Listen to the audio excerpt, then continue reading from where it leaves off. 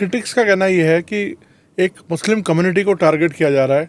आप लोग मतलब बांग्लादेश के नाम पर लोगों को टॉर्चर कर रहे हैं ताकि वो वोट देने से थोड़ा थोड़ा परहेज करें और आप लोगों का जो एक कोर वोट बैंक है वो अफेक्ट ना हो। और इलेक्शन कमीशन पे भी लालचन है कि वो गोदी कमीशन बन गया। लगातार ऑपोजिशन ये बोल रहा है कि इलेक्शन कमीशन का इस्तेमाल किया जा रहा है इसके लिए, चाहे वो बिहार हो या बंगाल हो या जो भी अलग मिसयूज किया जा रहा है, गलत इस्तेमाल। इलेक्शन कमीशन एक स्वतंत्र इकाई है। अपने दिल से जानिए पराये दिल का हाल। कई एक इलेक्शन कमिश्नर ऐसे हैं, रिसेंटली MS गिल उसके सबसे बड़े उदाहरण हैं कि जो चीफ इलेक्शन कमिश्नर हुए और कांग्रेस ने उनको मंत्री तक बना दिया। हमने आज तक किसी इलेक्शन कमिश्नर को जो है सांसद नहीं बनाया है, मंत्री नहीं बनाया है, इसलिए मुझे किसी के सर्टिफिकेट की आवश्यकता नहीं। इलेक्शन कमीशन अपना काम कर रहा है।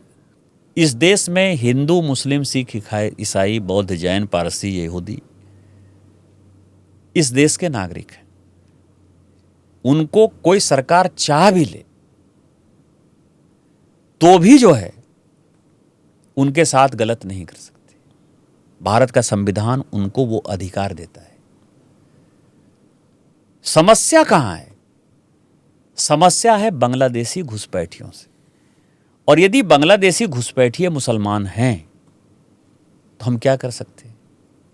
बांग्लादेशी हिंदुओं का जहां तक सवाल है, सिख का जहां तक सवाल है, बौद्ध जैन का जहां तक सवाल है, वो CA के दायरे में जो है आते हैं और उनको भारत के संविधान ने, कानून ने ही उनको प्रोटेक्शन दिया हुआ है। तो एक्सक्लूड तो मुसलमान है। और जो बाहर के मुसलमान हैं उनके साथ यदि इलेक्शन कमीशन कुछ कर रहा है तो आप उसको यदि हिंदू मुसलमान के चश्मे से देखना चाहते हो तो आपकी मजबूरी है। भारत के संविधान के हिसाब से जो चुनाव आयोग कर रहा है वो सही कर रहा है। निशिकांत जी, आप एक्सटर्नल अफेयर्स की कमेटी में भी रहे हैं और आपका एक ओवरऑल 360 व्यू रहता है चीज़ों को लेके। तो जिस स्टेट से आप आते हैं और आप जो बांग्लादेशी वाली बात लगातार कर रहे हैं, अब वहाँ पे भी सत्ता परिवर्तन हुआ है और काफ़ी एक रेडिकल गवर्नमेंट वहाँ पर है, तो आपको लगता है कि ये प्रॉब्लम अभी आने वाले दिनों में और एग्रावेट हो सकती है? नहीं होगी, लेकिन मुझे भरोसा ये है कि बिहार चुनाव अभी NDA बड़े मार्जिन से जीतेगी और बंगाल का चुनाव जो है हम फरवरी मार्च में जब भी चुनाव होगा तो हम जीतेंगे। आप झारखंड की बात कर रहे हो कि बंगाल? मैं सारी स्टेट्स की मैं इसीलिए कह रहा हूं कि जो बांग्लादेशी घुसपैठी आ रहे हैं उसका जो सेंटर है, केंद्र है, वो बंगाल है।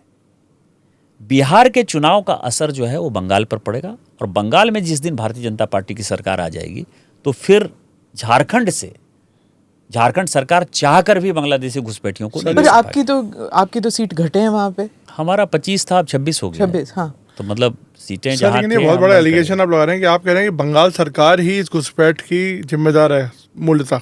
सभी जानते हैं, मतलब उसमें मुझे बोलने की आवश्यकता नहीं है। और इसीलिए मैंने आपको कहा ना कि मैंने जिले का नाम बताया कि आप मालदा मेरे साथ चलिए, मुर्शिदाबाद चलिए, बीरभूम चलिए, 24 परगना चलिए।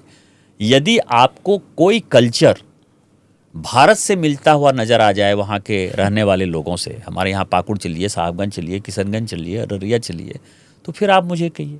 तो वो जो बॉर्डर जो सटा हुआ है, बंगाल सरकार ही कोऑपरेट नहीं कर रही है ना केंद्र सरकार के साथ, वही ज़मीन नहीं दे रही है, वही घुसपैठ को बढ़ावा दे रही है। आप मेरे कॉन्स्टिट्यूएंसी चलिए नवीन जी, मैं आपको सुबह 4 बजे अपनी गाड़ी से, क्योंकि गाड़ी में खुद चलाता हूँ, आपको मैं 100-150 किलोमीटर तक केवल गाय की जो है लाइन दिखाऊंगा। वो सारी गायों का जाने का रास्ता वही है और वो सब बांग्लादेश जाते। तस्करी का बुरा हाल है और वहाँ के घुसपैठ का बुरा हाल है। मतलब वो इलाका जो है, और केवल बंगाल सरकार के असहयोग के कारण ये सारी चीज़ें हो रही। तो वहाँ BSF है तो सही, वो क्यों नहीं रोक रहे? BSF मैंने आपको जैसे बताया, तस्करी क्यों, वो तो उनको रोकना चाहिए फिर। BSF जो है, BSF का एक दायरा है, लॉ एंड ऑर्डर BSF के पास नहीं है ना। BSF यदि किसी को पकड़ेगी, किसको हैंड ओवर करेगी? पुलिस को, और पुलिस उसको थाने से छोड़ देगी। मेरे ऊपर 45 केस हैं राज्य सरकार ने किए हैं, उसमें 3 केस ऐसे हैं जिसमें कि मैंने तस्कर को पकड़ा है, पुलिस को हैंड ओवर किया है। पुलिस उस तस्कर को और उस गाय को पकड़ने, मतलब कम से कम आप समझिए कि 10,000 गाय पकड़ी हमने। मैं अलग अलग इंसिडेंट है।